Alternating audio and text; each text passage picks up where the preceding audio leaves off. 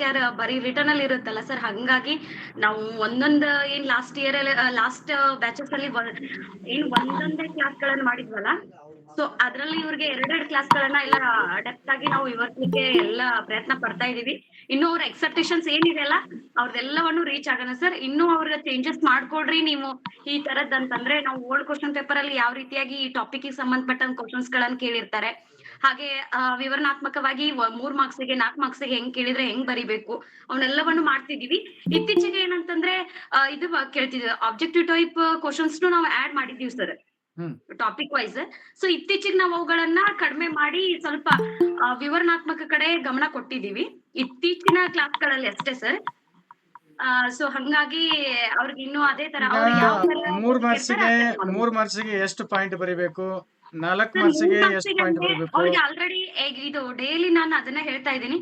3 ಮಾರ್ಕ್ಸಿಗೆ ಅಂತ ಕೇಳಿದಾಗ ಯಾವುದೇ ರೀತಿ ಅಂದ್ರೆ ಕೆಲವೊಂದನ್ನ ಸರ್ ಏನಂತಂದ್ರೆ ಟಾಪಿಕ್ ಕಂಟೆಂಟ್ ಇರಂಗಿಲ್ಲ, ಅದ್ರ ಮೇಲೆ ಕ್ವಶನ್ಸ್ ರೈಸ್ ಆದಾಗ ಅವ್ರಿಗೆ ಹೆಂಗ್ ಬರಿಬೇಕು ಅಂತಾನು ಕೂಡ ಹೇಳ್ತಾ ಇದೀವಿ ಸರ್. ಅಪ್ಲೈಡ್ ರೂಪದಲ್ಲಿ ಯಾವ ರೀತಿ ಬರೀಬೇಕು.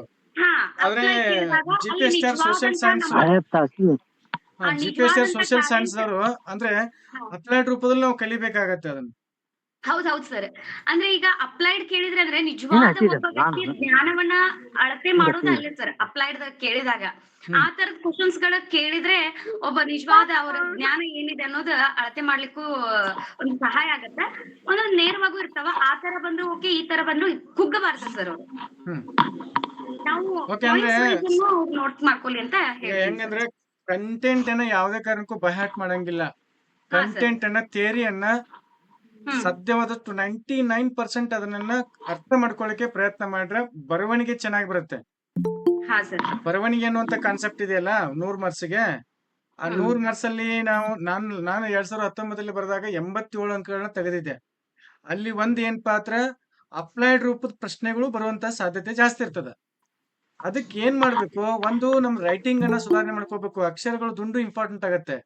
ಯಾಕಂದ್ರೆ ನಾವು ಬರ್ದಿರ್ತಕ್ಕಂಥದ್ದು ಆ ಒಂದು ಮೌಲ್ಯ ಇವ್ಯಾಲ್ಯೂಯೇಟರ್ಗೆ ಅರ್ಥನೇ ಇಲ್ಲ ಅಂತಂದ್ರೆ ಹೆಂಗಾಗತ್ತೆ. ಅದನ್ನ ಪ್ರಾಕ್ಟೀಸ್ ಮಾಡ್ಬೇಕು. ಆಮೇಲೆ ಅಪ್ಲೈಡ್ ಕ್ವಶನ್ ಬಂದು ಅಂತಂದ್ರೆ ನಾವು ಅಪ್ಲೈಡ್ಗೂ ರೆಡಿ ಆಗಿರ್ಬೇಕು. ಅಂದ್ರೆ ಕಂಟೆಂಟ್ ಓರಿಯೆಂಟೆಡ್ ಆಗಿ ನಾವು ಅದನ್ನ ಕ್ಯಾಪ್ಚರ್ ಮಾಡ್ಕೊಳಕ್ಕೆ ಪ್ರಯತ್ನ ಮಾಡ್ಬೇಕು. ಅರ್ಥ ಮಾಡ್ಕೋಬೇಕು ಕಂಟೆಂಟ್ ಓರಿಯೆಂಟೆಡ್. S, okay.